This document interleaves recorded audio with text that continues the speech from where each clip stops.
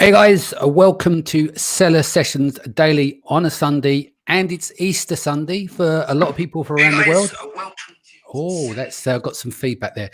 With me today, I've got again Etienne, Liran, Hirschkorn as well. We're talking mindset. This week's subject is business vision. Liran, do you want to just give a little introduction to yourself? Sure. Liran Hirschkorn, been selling on Amazon since 2014. I've sold, more than 7 figures on the platform with a couple of my own brands that I started, and I have services in terms of PPC agency, and I talk and do all this Crazy stuff.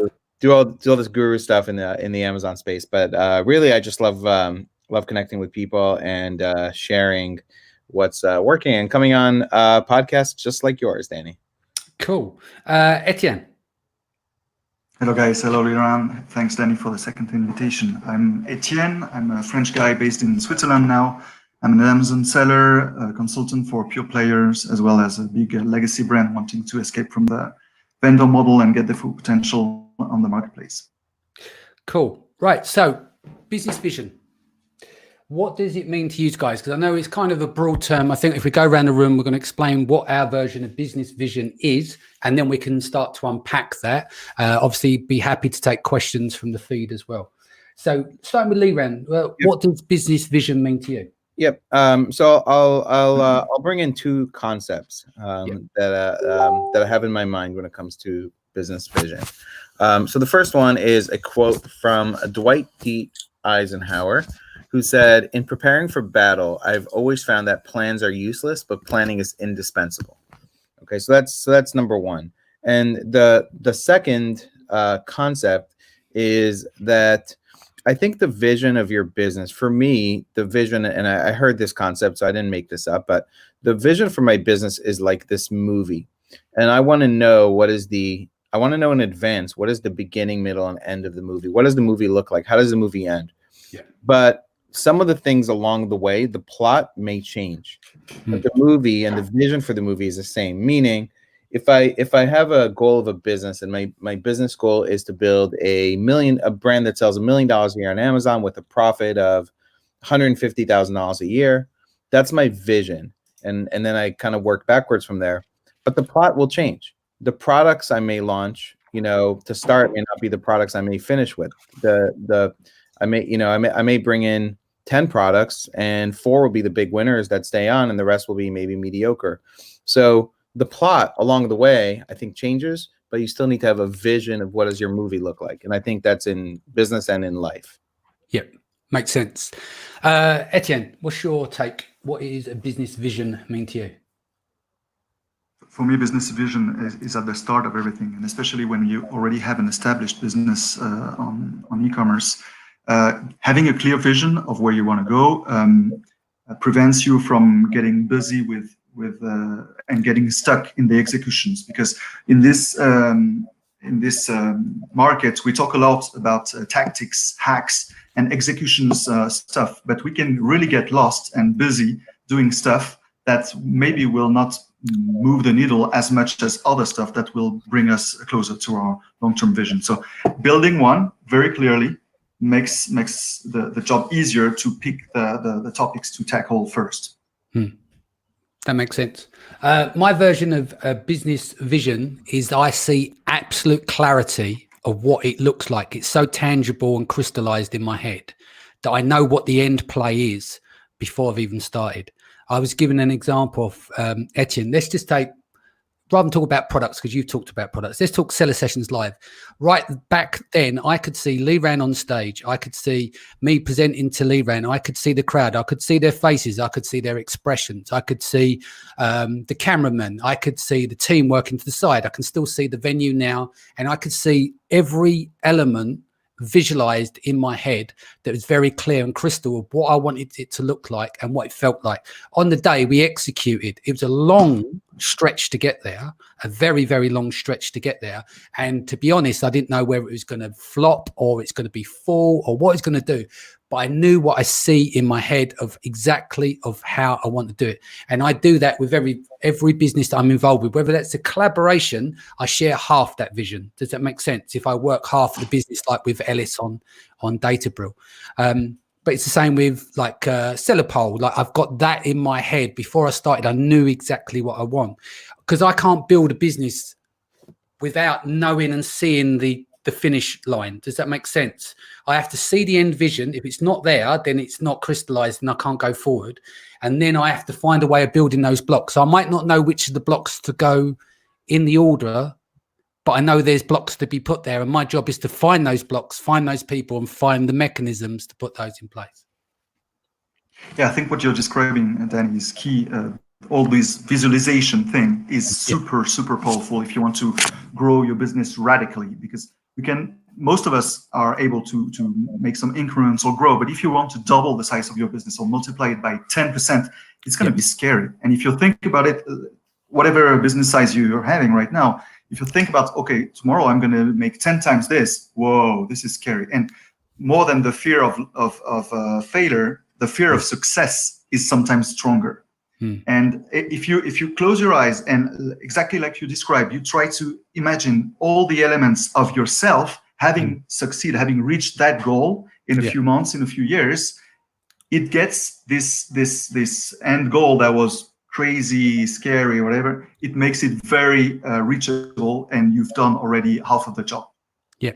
Liran, do you visualize the business as well? Or have you ever started a business and you couldn't visualize it and it didn't work out because you didn't fully recognize it? I've definitely, in my business career, business life, I've been self-employed since 2010. I've definitely learned the importance of visualizing and having a business vision. And, you know, starting out in business, I didn't know about a business vision. I didn't know that you should really think with the end in mind, with your exit plan, and, you know, starting the business with the end in mind. But over the last few years, and probably more so in the last couple of years, I've learned about how important it is to start with the end in mind. I think so many of us, when we start, all we want to do is our immediate goal is like, I just want to make some money. I want to develop cash flow. I want to have some profitability so I can see if I have the confidence and if this thing that I'm starting to do is viable, right? And I think when I started Amazon, for me, that was the game. The game was, when I started my online insurance business, the thing was like, can I do this? Can I make this happen? Yeah. Now, when I start something, I have the confidence in my abilities to make something happen. And I start more with, okay, what's the vision? What's the plan? A little bit on a higher level. And I think you really want to think about rewarding the effort, not the outcome, right? Like, you know, when you were, and, you know, this concept I use with my daughter, right? I don't care at the end of the day if she's a reading level C or D, but if she's spending time at home on her worksheets, trying and putting the effort in, I want to reward that, right? The end result is not something the end outcome is not something I really want to focus on, because I can't control the outcome. I can't control the coronavirus. I can't control the external things that can happen, but I can control the actions I take. What you did with seller sessions was very much, okay, here's the outcome that I want. And then what are the action steps I need to get there? And then, like you said, is it going to fail? Is it going to flop? Is it going to do well? I don't know. But you took the steps, right? And the steps is essentially what made it happen. And so, you know, I hope I'm pronouncing your name right here with the question. Beham, who says, how to develop a good vision, is, I think, asking yourself good questions. What do I want? What is the ideal version of this? And I think you got to go very detailed. Okay. So, for example, a lot of people will start a business and they say, I want to make $1 million. That's not really what you want. You want to make $1 million. Why? So that you have financial freedom to do what? Pay down your house, live where you want, have certain freedoms, travel with your family, all the things you want to do. I think you want to get crystal clear also in your business, what you wanted to do and why. What are your reasons? Because reasons are what will keep you going, right? Reasons will overcome that willpower. Willpower is, I don't have willpower. right? Willpower only lasts. That's why people eat junk food at the end of the day, because the whole willpower already of the day you fought through is already gone. You can't control it anymore. But if you have reasons on what you want your business to do and why, and you have that vision, that's a lot more powerful than, you know, any willpower. So I think you need to bring all that into the vision of your business. Yeah, which I didn't crystallize until you've said that. One of the things that crystallizes for me is I have 3 things that I make the decisions based on, and they must go in this order. It's, does it make meaning? Does it make me happy? Does it make money? If it meets all 3 of those criteria, then it has to be in that order. I will say yes. If it doesn't, everything gets a flat no. But what you said there is pretty much what I do without having put into a category. Yeah. Right. Yeah. And I think, you know, question that I've been asking myself and that I ask myself is, yeah, it doesn't make me happy. I think, you know, I think when you're 20 and you're just starting, I think there's time periods of your life that you're willing to do certain things, right? When you're 20, you might be willing to grind it out for 2-3 years, saving money, doing something you hate so that you can save money to start something you like, right? And then you get to a certain point in life where you're like, I'm too old to not do something that makes me happy. Life is too short. So, you know, I think that's kind of where I'm at in my life, and so doesn't make me happy is definitely a question that I ask myself repeatedly on the things that I get involved in, because life is too short to do things you hate with people you don't like. Yeah. And I'm not being funny, you're in a position where you get so many opportunities and you have to say no. So, but it's like, well, how do I say no? I need to have something in place. It gives me the mechanism for the reasons behind saying no or saying yes, or otherwise you're just going to be everywhere, aren't you? And nothing will work for you. Yep. And, you know, to say frankly, I've made the mistake of saying yes to too many things, and I have a hard time saying no. And I've gotten better at saying no, but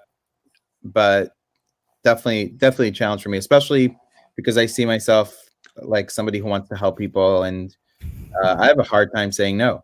And there's probably a lot of people listening that are the same way, but I think sort of having that framework, like you said, having like a few questions that you ask yourself, like one question that I learned to ask myself is this a distraction or an opportunity? And then pulling back from something and asking yourself that allows you to make, I think, better decisions. But I think we're all faced with so many things pulling at us in different directions, whether it's our business and social media and our family and shiny objects and new courses and new ways to make money, especially entrepreneurs, especially, you know, ADD entrepreneurs. You know, I kind of could consider myself in that category, because I think entrepreneurs are built to see opportunity where others don't. But just going after every single opportunity might lead you to not being good at anything. Yeah. And also the danger is that, you know, it's futile what we have. You know, you might establish a good reputation within your industry and you get lots of opportunity, but next year you might not be flavor of the month, right?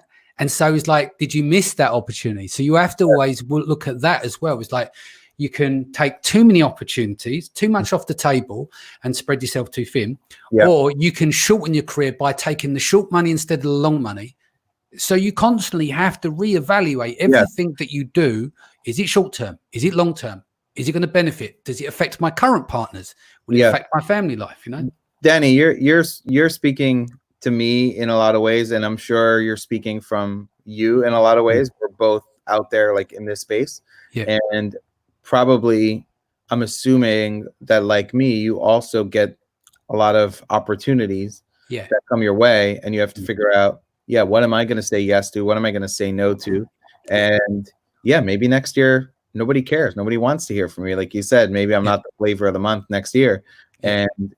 And should I capitalize on this now while I can? All those things are, you know, sounds like first world problems, right? But it is first world problem. But the idea is that the whole point of this is mindset, right? So this conversation is that we're being very brutally open for people to understand, because these are going to be the same things that go through the people listening to now, the people that go on the podcast, where it gets syndicated to, the replay. People are going to listen to this, and they're going to have the similar things. They've still got to make those decisions as well. And you know, for let's say you're not, you know, a Danny McMillan who gets offers. Well, you're still getting offers. There's new courses coming out every other day that are in your inbox. There's new software tools that are coming out. There's new groups. There's new this. There's new that. And you have to say, what am I paying attention to? You know, I have 300,000 hours of content I can go watch in all the different things that I'm involved in, right? But like, I paid for this course, I paid for this, I paid for that, but like, I actually need to go through it in order for it to pay off for me and actually take the time. And as an entrepreneur, and you know, I think we deal with a lot of this shiny object syndrome, and staying focused can be challenging. But I think when you're conscious and aware of it, and say, hey, what about the last course I bought that I never went through, right? Let me first maybe go back to that one before I buy a new one. You know, I think having awareness of it is important, because it will lead you to make better decisions. Yeah.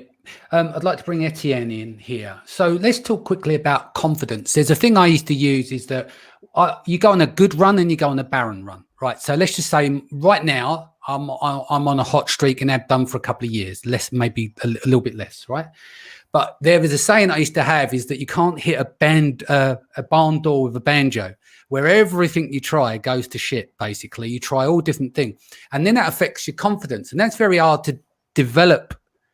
One, if you haven't got cash flow. Back then, I didn't have cash flow to do so. And the other is, it's hard to develop a vision if you don't have confidence, because you've gone on that down spiral, which you try to get out. Etienne, question to you for that. Would your vision now change, your vision now, being a successful entrepreneur, as opposed to a few years ago? Would your vision now would be different to your vision of yesteryear? Yeah, my vision is now bigger, and hopefully my vision in the future will still be bigger. But coming back to the last question of how to have a precise vision. Once you have your dream, your wish, I want to be financially independent, I want to work for this cause, I want to whatever. Once it's precise for you, then it takes to get there. Because otherwise, if you only have a vision without a plan, it's only a wish, right? And the way I do it is I spend at least 1 hour per week working on this long-term plan, and in my case, my exit strategy. Because in our business, more than half of the value that we can create is usually selling the business one day. So it might not be an option for you, but if it is, then you better try to understand the psychology of your potential buyer. The same way as you build products, when you launch products on Amazon, you need to think about this for your company as well. Is it a company that someone will want to buy? And what are the key characteristics that makes a company very high price, right? And I spend at least one hour per week interviewing brokers, potential buyers, or sellers that already did exits, and trying to build my ideal list of features for my own company, so that I can sell it for the highest price. Yeah, makes sense. Liran, confidence. This brings real confidence in your plan, because then you have a list of items that you can tick. Okay, this I know I have it, and then if I don't have it right now, where can I work on this in my roadmap, so that in 3 months from now, I'm sure that I'm going to have those patterns that the buyer will value, or that I'll be diversified, or whatever.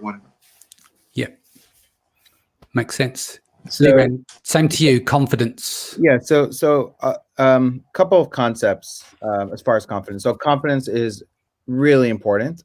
Tony Robbins, I'm wearing his hat here on the video. Tony Robbins says that success is 80% psychology and 20% skill set, right? So if your psychology is off, if you don't have the confidence that you can do it in your abilities, then it's a losing battle, right? It's a losing battle. People who run marathons, they say it's all mental. If you can run 5 miles, you can run 20 miles. It's mental. And so I think confidence is really important. I don't think confidence is about this like fake thing of pumping yourself up. I think confidence is, I'm not confident that when I start a business or when I start something, I'm not confident that, you know, it's going to be $1 million business or it's going to be a $10 million business. I'm confident in my ability to handle the challenges that come along the way.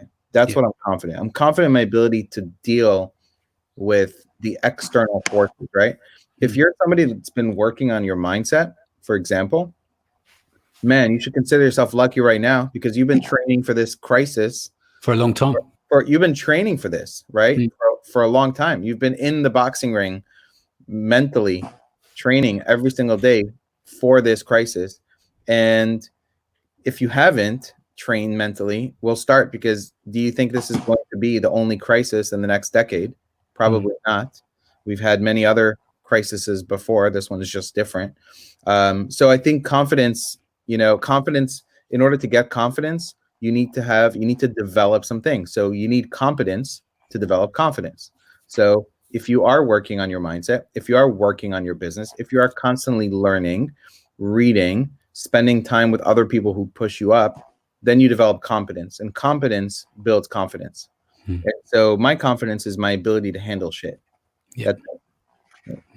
And I want to joke a little bit about it. For me, the easiest way to build confidence is something that you cannot decide. You need to build confidence, etc., or you need to have external stimulus, so that's the inner confidence. But one of the funny tricks I often do is comparing myself with the dumbest in the place, right? Because there's more than, I don't remember the number, to 20,000 or 25,000 entrepreneurs like us make more than $1 million on Amazon itself. Not all of them are Nobel Prize. So look online, look the business, and find some people that apparently are doing a big business, but they are not the best at their skills. And then it gives you a lot of confidence to say, if he can do it, I probably can do it as well. Yeah. And Etienne, I heard recently somebody said that their philosophy is, if one can do it, many can do it, and I can do it. Yeah. Right? And again, you get confidence. I Totally heard, agree. and maybe it was, I want to go off on a small tangent here. I was listening to a podcast recently by Frank Kern. I've been following Frank Kern back since like 2008, when I went to like Mass Control 2.0 in San Diego back in the days of internet marketing. And one of the things that he said was that at the time he was selling like information, and he was selling these like, you know, $47 courses. And then he saw a guy he knew in the space was doing like a $10,000 seminar. And he was like, $10,000 seminar? It opened his eyes, like such a thing exists, right? And a bigger vision was open for him. And then he said he went out and did the same thing and launched a $10,000 webinar with and sold out 39 spots in 10 minutes, $390,000 in this $10,000 seminar. The point is that if you spend time around people that are thinking big, it can create a bigger vision for you of what's possible. And sometimes our vision ourselves of what we think is possible is much bigger than we think. But when you're spending time with other people, that's why masterminds are so important, and going to events and talking to other people and networking with the right people is so important, because, you know, you here thinking my $1 million business is such hot shit. And then you're like, and then there's a guy sitting next to you at a mastermind, they've done 20 million. You're like, wow, that's amazing. That's it's not to put yourself down. It's to put in your mind what's possible. Yeah. Yeah, no, definitely. We're talking about thinking big. Mastermind and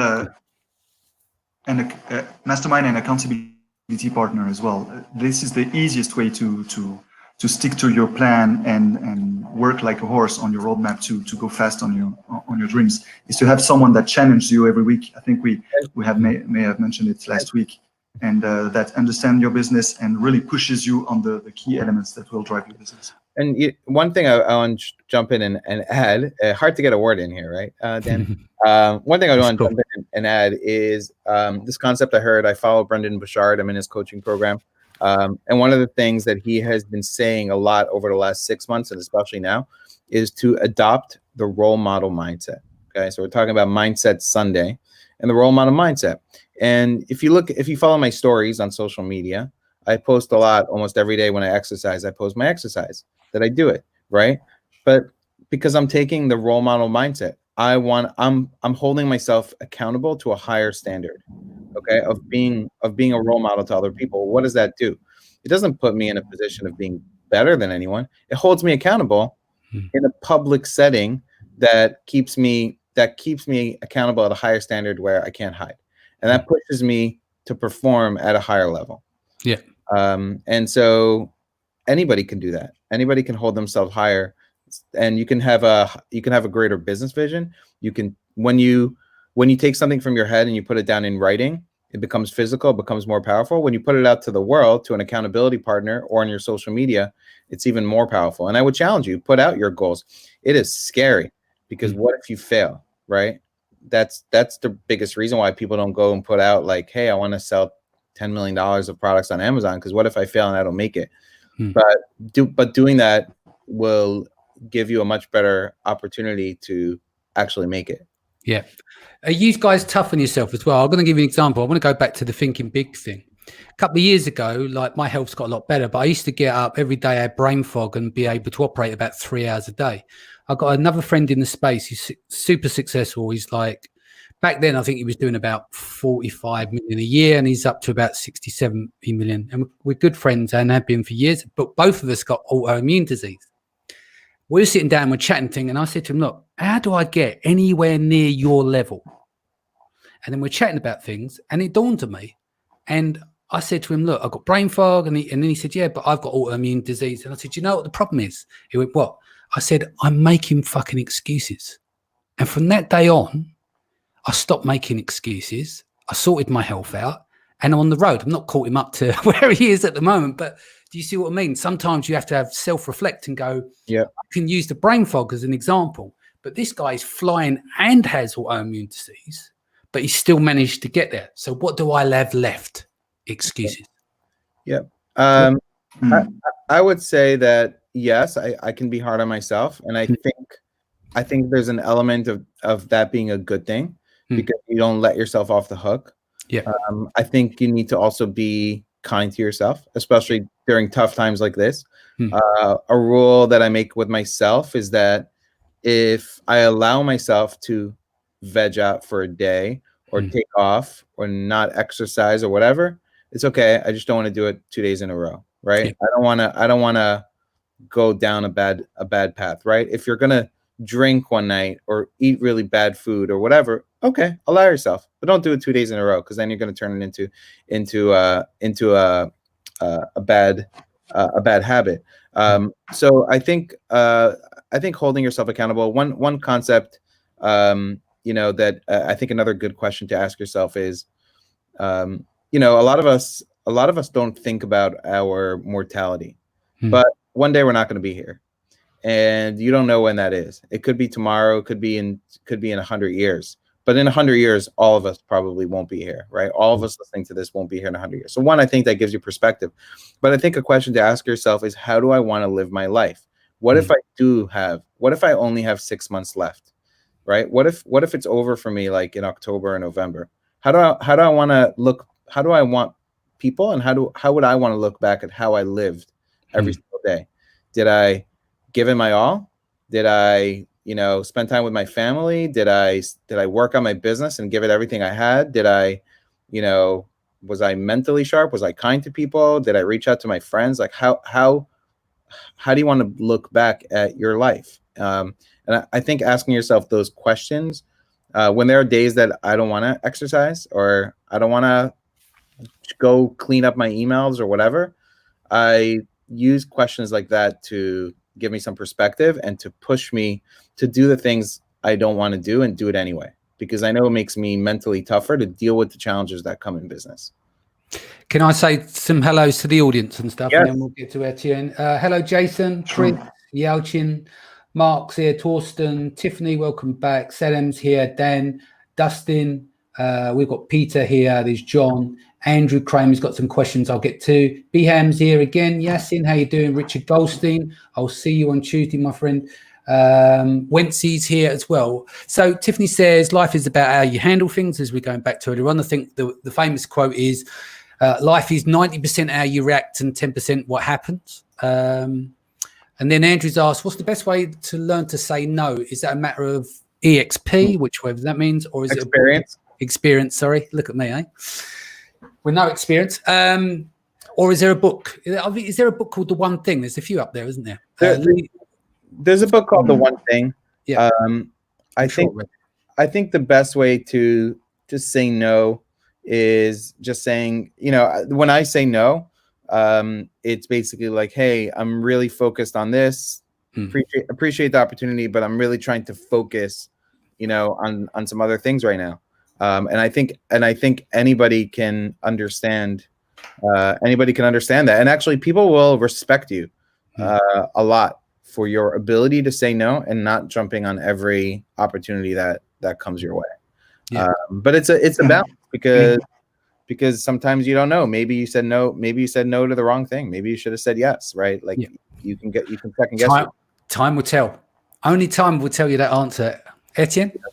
It helps to say no a lot by starting to say no more often, even to small things, as long as you get used to it and because people will try to negotiate with you. Oh no, but it's not today, but maybe it's going to be yes tomorrow. No, I'm telling you, it's no forever because it's not on my priority, and I really appreciate that you're valuing me doing that, but I won't be able to do it. But start saying no to small things, and then it's going to be far easier to say no to bigger things that will take more time from you. Yep. And I think coming back to what you were mentioning, Liran, it's actually the main purpose of the calls I'm having every week with my either accountability partners or other sellers is first to get to the positive energy of celebrating the wins. We always start the calls by what's your biggest success of the last week, and usually we have a list of 3. You need to have 3 success.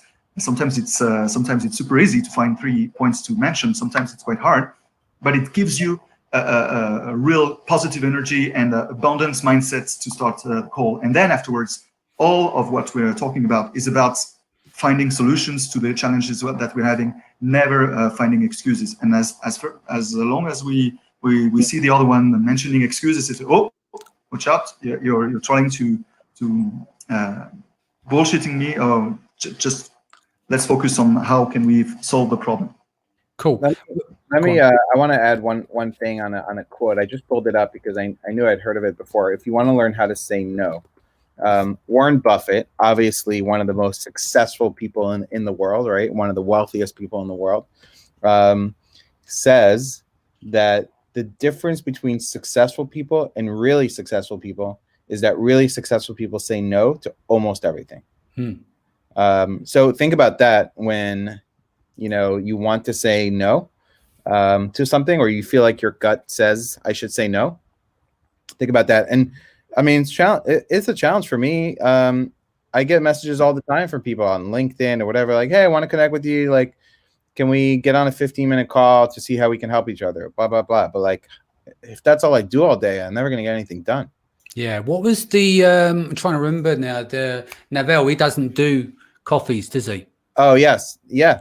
He has a rule. I can't remember how he's protocol for it, but he does explain to people he doesn't take coffee meetings or anything like that. Yeah, exactly. He doesn't do that. He says no to almost everything. In fact, he put out on his Twitter, Naval, like a year or two ago, like, I'm not doing any podcast, no interviews, like, don't reach out to me. Like, I'm putting out content on Twitter, and that's it. He does a podcast, I guess, when he wants, he puts something out, but and really every ultra super, I'm not talking about, people with like Amazon businesses, like super successful ultra entrepreneurs say no to almost everything. Do you think it's like, I think that Naval has got an incredible mind. I know we always go back to his podcast, but his mind fascinates me.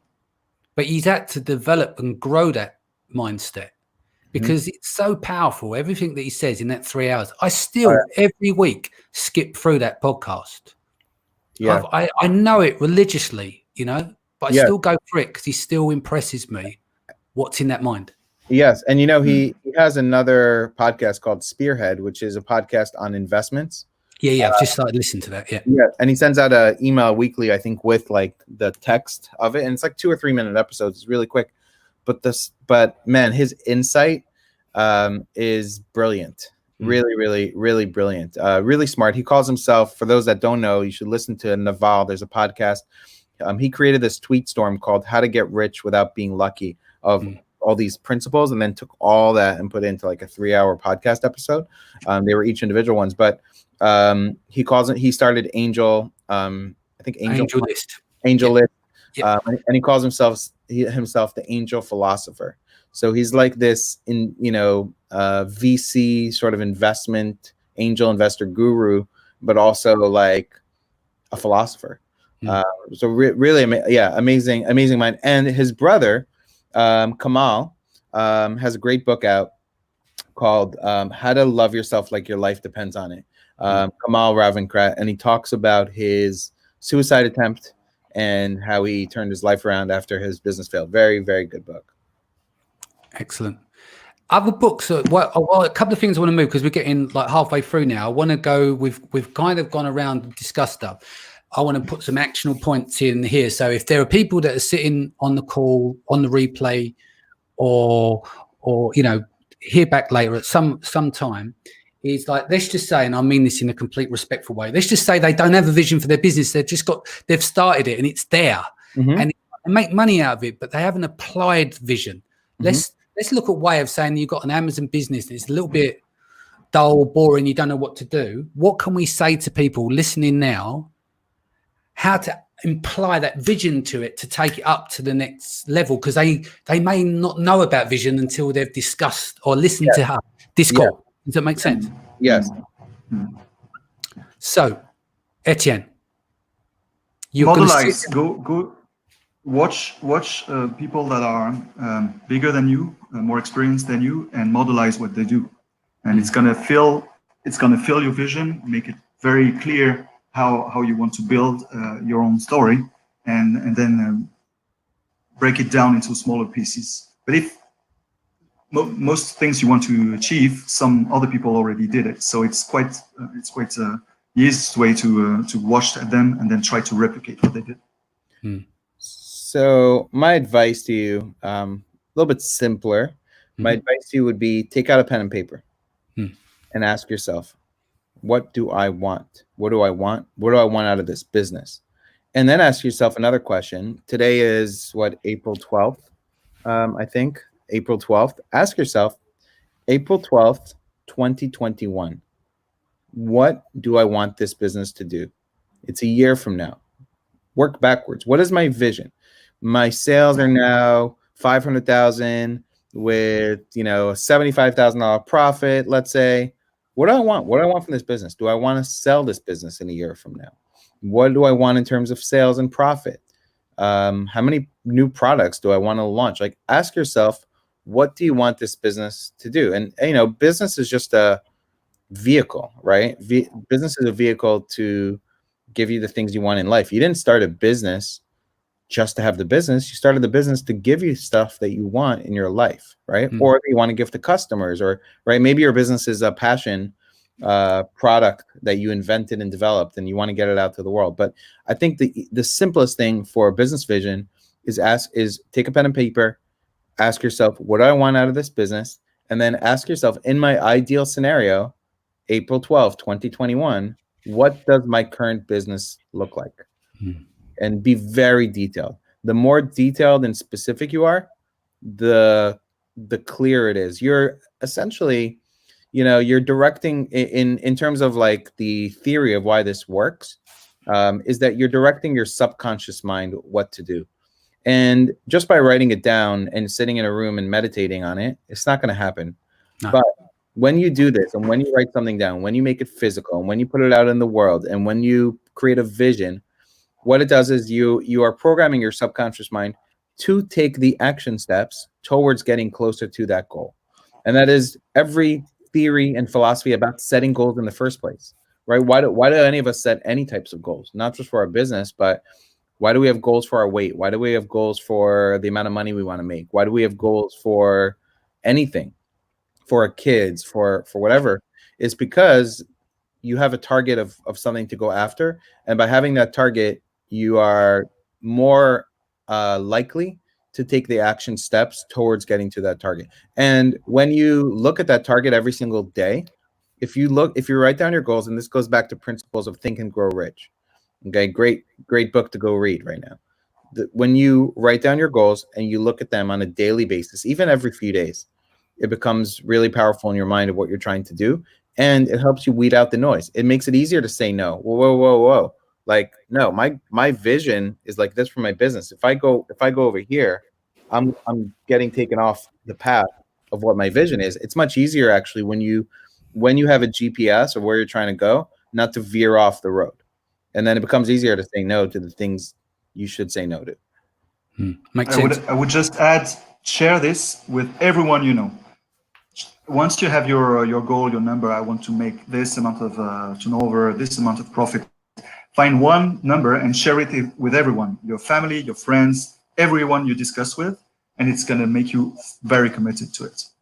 And people will come back to you after a few months. Hey, are you on track? And you'll enjoy to be able to say, yeah, I'm actually a bit in advance on the plan to reach that. But by the way, it's a great energy. Sorry to interrupt, Danny. I know you're about to say something. What I would say is be careful who you share this with, because there are going to be some people that are the naysayers, right? Yeah. How many of us have started businesses before, wanted to start out things, and our family or really good friends are the first ones to say, can't do that shit, or are you crazy, or what? You're going to leave your safe, secure job where you have a steady paycheck to go do this. So be careful. Share this with people that bring you up.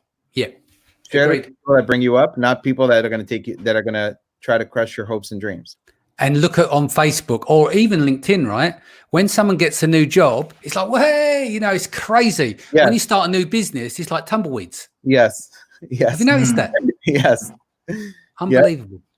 What I was going to say is now we kind of covered some elements there on what you should do to work on your existing business. What about if you've got a business that you fucking hate it and it's just driving you mad and you're sitting there, you're listening to this and thinking, oh, I can't stand this.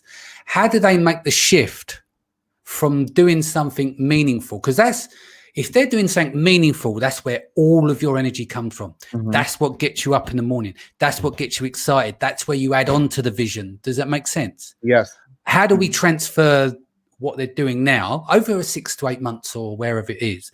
How do they veer that business into new realms? I listen to a lot of Gary Vee. Yeah. And if I were Gary Vee answering the question, I think what Gary Vee tells you is that you need to decide, right? Like you need to decide if you're going to be willing to just take money over your happiness. And if you're not, and if your happiness is more important to you, then you need to form a way to transition out of your current situation. I mean, staying stuck in it and complaining about it is not going to be the way to get out of it. Maybe there's an opportunity to sell the business. Maybe you can outsource somebody else to run the business and still make money off the business and start something else. When I had my insurance business, which I liked, by the way, I started Amazon as a side hustle, but I really, really liked Amazon. And so what I did was I had a buddy in the business that I met through the business, and I outsourced all my leads to them. And then we split all the commissions 50-50. He got my leads that were generated from my website and the SEO work that I'd done and videos and all that. You can still find them on YouTube. Are they embarrassing or they're right? They're a little embarrassing. Yeah. And you can see me a little fatter with glasses, but hustling back in 2010 and 11, making YouTube videos. Yeah. But I outsourced the business, and I found a way, and it wasn't that I hated it, but I found a way to transition into something else that I enjoyed more and I saw bigger potential to. So it goes back into asking yourself, what are the things that I can do to put myself in a better situation? And maybe you have to keep doing that grind, from 9 to 5 every day, and work on your side hustle from 7 to 9 until you bring up your side hustle to make it better than your daily grind, so that you can get out of what you're doing. But you got to formulate a plan. Yeah. Complaining and being miserable is definitely not not the answer. Yeah. I don't think I think Etienne, there's sorry. a wheel. There's a wheel where there's things that are needed in the world. There's a market for this things where you're good at, and things where you really enjoy doing them, right? And having the three together is of course what you want to target, and especially the things you enjoy is sometimes you experience working on something, and then you get this flow state where you don't know what time it is, but you've been doing that for hours, and you're like under hypnosis. This is the things you want to continue doing. The other thing as well is that with all this stuff we're talking about is really good, but you have to find your thing. Like for me, I know that when things changed in my life from 2010 to 2015 was the 31st of March 2015, because I discovered Amazon FBA. From that day, it's been a roll. I remember the date in my head because I was bouncing around from one thing to another to finding my thing. And unless you've got your thing, I think that's going to be difficult to have this business visualization and all the other bits that come with it, because you've got to find that one thing to start with and then build the foundation off of that. Would you say, like when you was doing insurance, you said you enjoyed it, and then Amazon was like the new thing for you, and that's a side hustle. Now, insurance doesn't sound exciting to me, but it may have been exciting to you. Right. So what got you excited about insurance, and then where did the transition take place from insurance to Amazon for you? What got me excited about insurance was, prior to starting my insurance business, I was an insurance agent for Mass Mutual. Yeah. But internet marketing was like, I was part of a network marketing company that I became the #1 enroller of people in my downline 2008, and I did it all through internet and learning internet marketing. And so I had this little hobby of trying everything: affiliate marketing, flipping domain names, right? I fell in love with like the opportunity of making money on the internet as a side hustle, and a bunch of stuff failed. And this company that I became the #1 enroller, by the way, eventually went bust because they weren't well capitalized. But I'd quit my job as a bank manager at the time and did this full-time traveling the country with David Wolf, some of you may know, with this, and Jim Quick, some of you may know, doing this thing. But I kind of learned internet marketing. And so I was an insurance agent for Mass Mutual, and basically the way to get clients was to go network and people. And it was a grind, because you basically had to chase people. And so I thought, what if people can come to me? And then I went online and I found this site, insurance-forums.net. And I saw all these agents there that were talking about how they're building websites, they're independent agents. And what got me excited was the opportunity to build a business where people come to me. And then I specialized in high-risk life insurance. And so I wrote articles about, life insurance with multiple sclerosis, and I got SEO traffic, and that's how I built it. But what I got excited about was the opportunity to serve people without chasing people at Rotary meetings and networking events, and like really the grind of what a lot of salespeople have to deal with, but doing it on the internet. And so that got me really excited. And what got me excited with the business itself was when I got to help people who were declined somewhere else or whatever, and I was able to go through a process and get them life insurance and make a change. A lot of people needed it for buying a business, or final expense insurance for their parents or whatever. And I got to help a lot of people. And I think for me, one of the greatest joys I get are interacting with people. And so it wasn't really about like, it was a combination of the marketing to drive sales that got me excited. Like doing YouTube videos, you can find them from 2010. My website still exists. I sold them. And then the opportunity to like interact with people. And I still get calls on my cell phone once a month or two from past clients who want to buy insurance again. So for me, that was the passion. It was the marketing. It was about the ability to, create something from nothing. So the angle for you is marketing, right? Because everything I've built from 2010 is been somehow related to a component of PPC. So AdWords, I built businesses from landing pages. I got into Amazon because our crap sponsored ads was, do you know what I mean? Back then it was like Fisher Price. It's still like Fisher Price now. Seller Sessions, the podcast originally started out was just technical marketing. Then Seller Sessions Live is all about marketing. So when you add everything up, the agency with Ellis everything I've built for some bizarre reason all relates to PPC indirectly or directly. Whereas like what you said, your component there was marketing. Marketing, right? Yeah. Marketing. The ability. I mean, I think my whole life I've been a salesperson, but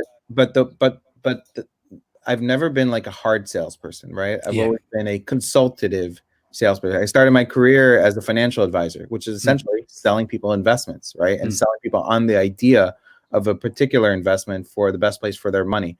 So for me, the interaction with people, but the insurance, but also the ability to market and have my offers show up in front of people, and the creativity that comes with it. And you know, same goes with Amazon PPC and with, right, it's marketing. It's about traffic and conversions, right? And that's kind of been for me what I've really enjoyed doing. So insurance is super freaking boring topic, you know, like, you know, very boring, very dry topic. If you wanna you know, if you want to be committed, go study for the life and health insurance exam. You know, super dry like material. But for me, it wasn't really about. It was about the marketing aspect and about helping people. Well, you say that's dry. I had a French polishing company that polishes boardroom tables and strip and refinish handrails and stuff like that, which is completely bizarre. I didn't do the work myself, but like you said about, you take something that's old school, archaic industry, boring, but the PPC element is what built those businesses. Right. You know, I had a resin driveway firm with someone else as well. Used to take inbound inquiries for that, but it was all PPC driven. Does that make sense? And like what you said, I'm not a good salesman. I don't like pushing. I don't like people selling to me. No, don't pitch me, bro. I can't stand it. But I like the fact that if you can build a mechanism to get an inbound inquiry, and then you can just have a normal conversation with someone, because the interest is already developed.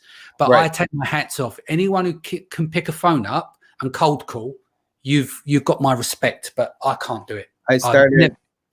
I started my career like that, learning from two financial advisors as an intern in college, and they would say you're dialing for dollars. We would call up bank customers to bring them in to talk about investment. But I agree with you that driving inbound by offering value, you're already creating trust, right?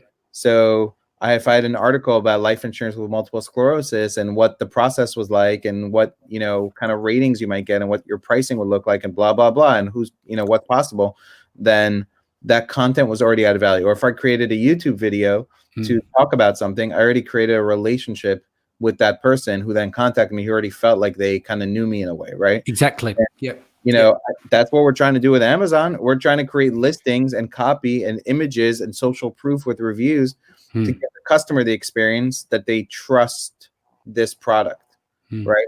It's the same thing. And especially if you're doing any off Amazon marketing with content or social media, it's all about creating a relationship. And so I think those, you know, I don't know how we got to this, but I think what we're trying to do is discovering what is your one thing. What you're passionate. What are you passionate about? Are you ready? Because like, it's okay having business vision, but if you haven't found your thing, let's just say you're on this call, you stumbled upon Amazon, you don't like what you're doing, but you're not really got to where you're meant to be. It's hard to apply business vision. So you need the foundation first, is why we got here. Yes. And, you know, I don't really believe in this thing like motivation. Like, you're not motivated because you're not passionate, right? If you find something that you're going to be passionate about, you'll be super motivated to do it. So I think it kind of goes hand in hand. Like, again, I've been watching some of these, Gary Vee's been doing these daily lives, you know, at 9 a.m. And this guy was asking him, like, I really want to do this, but like, I can't find myself picking myself up and doing it. And he's like, you don't really want to do it. Because if you really wanted to do it, if you really were passionate about it, you get off your ass and you do it. And so I think, like you said, finding the angle that you're passionate about, you know, I think it can't, and, you know, and I think with Amazon, with the business that we're in, there's so many different angles you could be passionate about. You could be not passionate about the marketing side, but you could be super passionate about maybe a unique product you want to bring to the marketplace, and that will drive your passion to want to market it.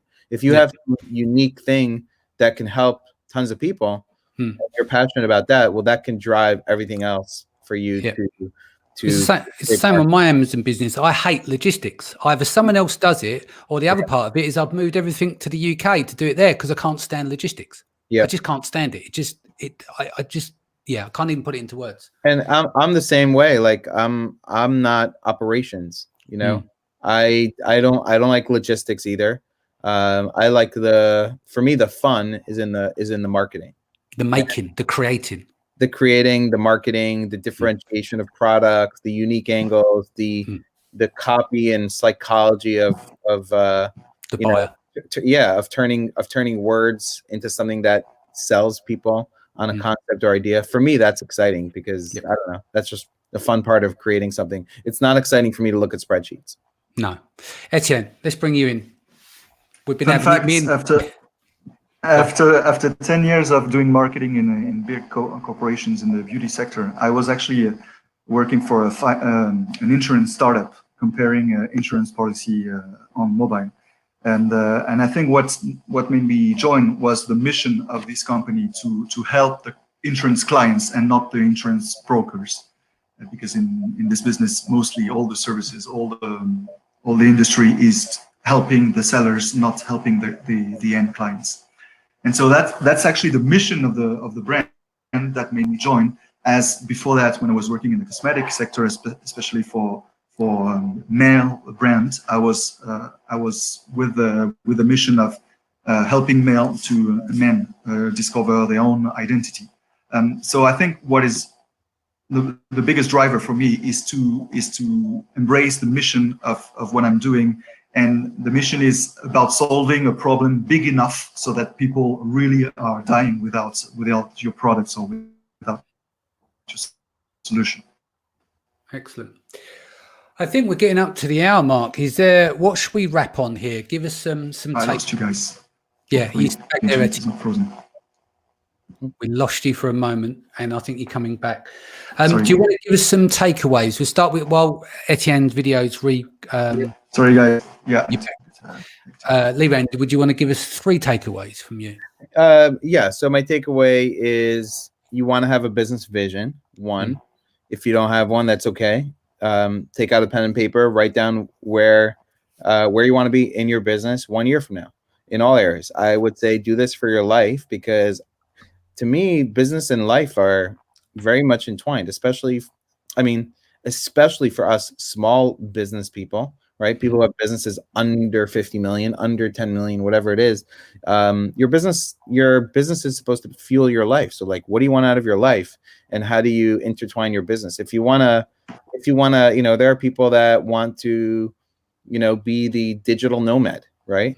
And we'll set up your business that allows you to work from anywhere, right? And you're not going to have an office and a team there, probably, if that's what you want for your business. So put a vision out for every area of your life of where you want to be. Where do you want to be in your business? Where you want to be in your health, your time, your relationships, your finances, your health, your emotions and meaning. All these areas, I have 1 year vision goals for these. So I think the biggest takeaway is having a business vision is really important. Writing things down is really important. Having accountability is really important, and saying no to everything else.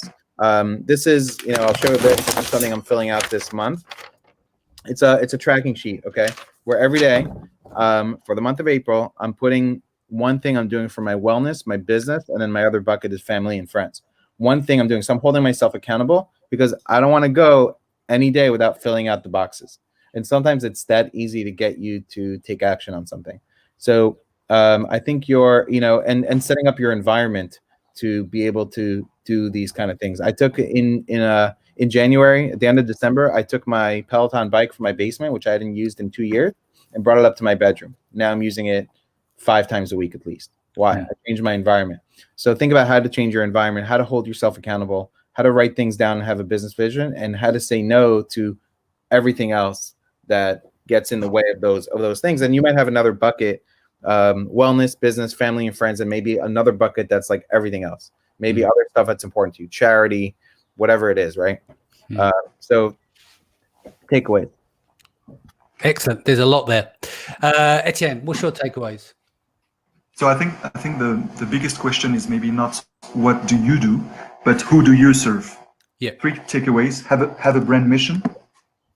Focus on your core customers, the really core ones that will be addicted to your products and to your brand. And 3rd, serve them, give them love, and explore whatever needs they have. and then build your own business around those people. Those people will be your biggest advocates in the future. Yeah, I'm going to use a Steve Jobs quote. He says, if you make meaning, you will make money. I live by that. Always go with your gut, work with people that you like, and don't settle for second best. Always wait for that thing to come along. Search for it, and sometimes it's going to be a bit too far away. But when you found it and it lands, you know. I've got a little shiver down my spine now. You know when it comes. My landing point was 31st of March 2015. I knew from that day that was my mission, and that's where I am today. I'm not where my friend is at 80 million, but I am where I am, and I'm very happy. And I think if you can get happiness in there, you can find your thing. Your life is blessed, and that's it. Yeah. And I think that to add to that, I think right now, for me, the silver lining in what's going on in the world right now is that I think it's giving a whole new generation of people what to really be thankful for and grateful for. We in the US, we all have, I think, grandparents or people that are older that went through the 1930s depression. And, your grandmother maybe would say, hey, finish all the food on your plate. We don't throw out food, right? And I think we've had some really, really good times. And maybe the spirit of time is to give you more perspective of what to be thankful for. Maybe now maybe I am finishing all the food on my plate. Maybe I am willing to eat that leftover that I wasn't willing to eat 2 months ago. But now I'm actually like appreciative that I have food in the house, that I don't need to go out and buy more food, that I'm a little bit more thankful for the small things in life. So this is a really good time to actually ask yourself, what do I really want? And kind of think about and design the life that you want Deserve. to live. Yes, that you deserve and that you want to live, and be thankful, be fulfilled by, buying the fancy car is only going to make you happy for like a week, right? What are the things that are really going to fulfill you? Write those things down, and then write how you're going to use business to give you that kind of stuff that's really going to fulfill you. And this is, I think there's never been a better time, but now to, if you have your health and you're safe, people say I'm stuck at home. Well, no, you're not stuck at home. You're safe at home, right? Change your perspective and the meaning that you're giving this time. And I think you can get a lot out of it. Definitely. I'm going to read through some of the shows we've got on this week. So as of tomorrow, we've got product development with Kian Gulzari. Tuesday the 14th, we've got patents and legal solutions around your products. On Wednesday the 15th is Roundup Wednesday. What's happening on Amazon this week? I think Liran should be returning there. Then Thursday, we're going to do a special edition on Shopify off Amazon at scale. Friday the 17th, leveraging cash flow with Kevin King. Saturday, Women of Amazon return part 5. And then Sunday, mindset, we're going to work on mental health, which I think is a pertinent thing to discuss. So I'd love to invite you guys back to discuss this next Sunday. Okay, so before we go, Liran, how can people reach you? I'm on Facebook. Follow me on Facebook. It's probably the best way to reach me. Etienne. Same here. Follow me on Facebook, and don't hesitate to send me a message as well. Excellent, guys. Just want to say a big thank you. Jason said, great insight, guys. Thanks. Need Mo Fishing says, great shows over the past week. Solid work. Tiffany says, you have a lot of naysayers and also people are jealous. You are brave enough to do what they won't, which is true. Celeste has kindly posted Naval's Twitter link there, Naval. It is a must. You're at home, just sit there, devour that, and listen over and over again. It will make your life a lot better. Jason says, yes, Naval podcast on repeat every week. It's so good. Thanks for the recommendation. Tiffany said, that is a phenomenal book. And I think she's talking about The One Thing, because we're going back earlier on. Jason said, love starting my Sundays, learning and absorbing from you guys. We love you guys joining as well. What up, Danny and Liran? Lenny, I hope you're staying out of trouble. You was in a lot of trouble in China. We had to keep you safe. Tiffany, life is all about how you handle things. Andrew says the best way to learn is to say no. We've covered that is the matter of experience. And with the book was The One Thing. So yeah, thank you so much to everyone for joining. Thank you to everyone who has shared these videos into the feed for the community. Again, as always, back here tomorrow. Stay safe, stay out of trouble, Lots of love. See you then. Take care. Thank you, everybody. Bye. Cheers. Happy Easter.